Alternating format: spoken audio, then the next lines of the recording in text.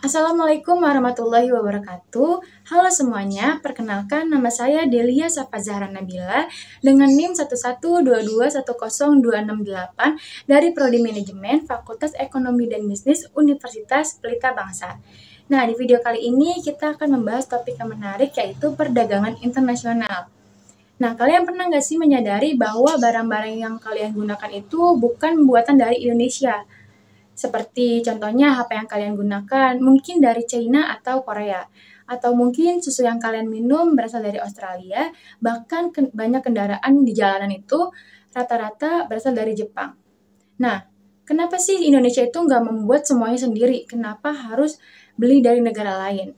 Nah, jawabannya ada di perdagangan internasional. Di video kali ini kita akan membahas alasan kenapa negara-negara ini melakukan perdagangan internasional dan bagaimana prosesnya serta dampaknya bagi Indonesia. Yuk ikutin terus. Bayangin kalau misalnya semua negara itu membuat semuanya sendiri, mulai dari makanan, elektronik, sampai kendaraan. Pasti susah banget kan? Karena setiap negara itu pasti punya sumber daya yang berbeda-beda. Maka dari itu mereka membutuhkan perdagangan internasional. Nah, secara sederhana, perdagangan internasional itu adalah proses jual beli barang antar negara. Terdapat dua jenis utama perdagangan internasional. Yang pertama adalah ekspor, menjual barang ke luar negeri. Contohnya itu seperti Indonesia menjual minyak sawit ke India. Terus Indonesia juga menjual kopi ke Amerika. Nah, yang kedua itu ada impor. Nah, impor itu kita membeli barang dari luar negeri. Nah, contoh Indonesia membeli elektronik seperti HP itu tuh dari China. Nah, dengan adanya perdagangan internasional ini, kita bisa mendapatkan barang yang kita butuhkan yang tidak bisa kita hasilkan sendiri. Nah, selain itu juga kita bisa menjual barang yang kita miliki. Alasan mengapa tiap negara itu perlu melakukan perdagangan internasional. Yang pertama, kebutuhan yang nggak bisa diproduksi sendiri. Contohnya, Indonesia itu punya tanah yang subur, tetapi dia tidak bisa ditanami gandum. Alasannya karena iklim itu kurang cocok. Yang kedua, kualitas dan teknologinya itu lebih unggul. Jadi banyak orang yang milih HP Korea dan Jepang alasannya karena teknologinya mereka tuh lebih bagus dibanding teknologi Indonesia. Yang ketiga, biaya produksinya rendah. Jadi baju yang berasal dari Cina itu lebih murah karena Cina itu membayar tenaga kerja lebih rendah dibanding Indonesia. Yang keempat, memperluas pasar. Jadi Indonesia ini nggak cuma melakukan impor aja, tetapi melakukan ekspor agar ekonomi negaranya itu tidak stagnan.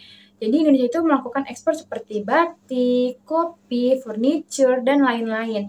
Dengan adanya perdagangan internasional ini, ekonomi suatu negara itu menjadi lebih efisien dan saling menguntungkan satu sama lain.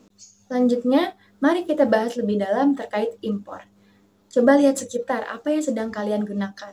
Handphone, makanan, baju. Fakta menarik, Indonesia itu masih impor gandum untuk membuat mie instan. Terus masih impor susu dan apel dari Amerika dan Australia. Untuk elektronik sendiri, Indonesia itu seperti TV, laptop, handphone, itu tuh masih banyak impor dari Cina, Jepang, dan Korea. Nah, untuk otomotif, seperti mobil dan spare part-nya itu, Indonesia masih impor dari Jepang dan Thailand. Nah, terus bagaimana sih cara barang-barang ini tuh masuk ke Indonesia? Nah, jadi gini prosesnya. Impor itu nggak semudah kita belanja online ya teman-teman, tetapi harus melalui tahap yang panjang. Yang pertama, barang dikirim dari negara asal melalui kapal dan pesawat kargo. Yang kedua, barang tersebut masuk ke bea cukai, lalu dicek nih kualitas dan regulasinya. Nah, yang ketiga, kita harus bayar pajak dan tarif impor agar barang tersebut bisa dijual di Indonesia. Makanya barang-barang impor itu biasanya lebih mahal karena kita harus bayar pajak dan ongkos kirim. Selanjutnya ada dampak dari perdagangan internasional. Jadi perdagangan internasional itu seperti dua sisi koin, ada keuntungan, ada juga tantangannya. Keuntungan yang pertama, barangnya itu bisa lebih beragam dan harganya bisa lebih bersaing. Yang kedua, teknologi negara itu jadi lebih maju karena belajar dari negara-negara lain juga. Yang ketiga, hubungan dagang antar negara itu jadi lebih kuat. Selanjutnya tantangannya, produk lokal itu bisa kalah saing, apalagi kalau misalnya produk impor harganya itu lebih murah dan lebih banyak diminati. Yang kedua, jika impor lebih banyak dari ekspor, itu bakal terjadi defisit perdagangan yang bisa membuat ekonominya itu goyah. Maka dari itu, pemerintah harus bisa mengatur keseimbangan antara ekspor dan impor agar ekonomi negara tetap stabil. Jadi kesimpulannya, perdagangan internasional itu memiliki peran penting dalam perekonomian negara. Dengan adanya impor, kita bisa mendapatkan barang yang kita tidak bisa produksi sendiri. Dengan adanya ekspor, produk lokal itu bisa dikenal dunia. Tapi jika keduanya tidak seimbang, maka bisa menyebabkan masalah ekonomi negara kita. Maka dari itu, menurut kalian, Indonesia harus lebih fokus impor yang lebih banyak atau lebih fokus untuk membuat barang sendiri? Tulis pendapat kalian di kolom komentar ya. Nah, itu dia yang bisa aku sampaikan. Kurang lebihnya mohon maaf. Wassalamualaikum warahmatullahi wabarakatuh. Jangan lupa untuk like, comment, and subscribe. Terima kasih.